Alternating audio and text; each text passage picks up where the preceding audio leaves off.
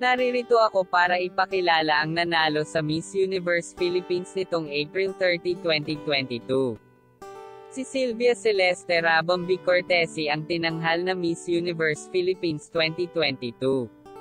Si Celeste Cortesi ay pinanganak noong December 15, 1997 sa Pasay City. Siya ay Filipino-Italian. Ang nanay niya ay Pilipina at ang tatay naman niya ay Italiano.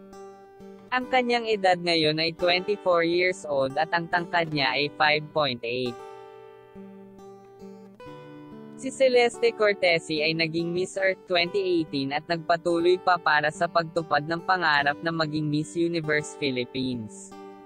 Ang boyfriend ni Celeste Cortesi ay si Matthew Custodio, Filipino-British at isang modelo at miyembro ng Philippine ASCAL.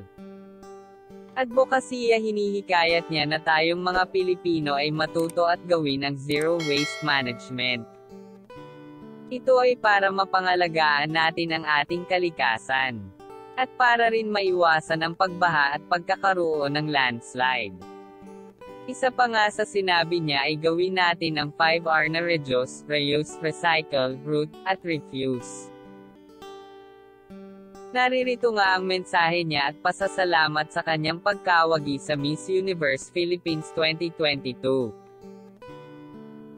From Earth to Universe, no one can express how am I feeling, through the hard steps that I've been conquering since I joined the pageantry. I am so grateful and honored to be your Miss Universe Philippines 2022. To my family, friends, relatives, and to the Celestians. I am so thankful to all of you who believed in me, who supported me ever since in my journey. Carrying my whole country to the universe, with pride and honor. The most prestigious crown in the country, is finally on Queen Celeste.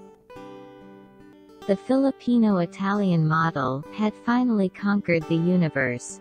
Maraming salamat po.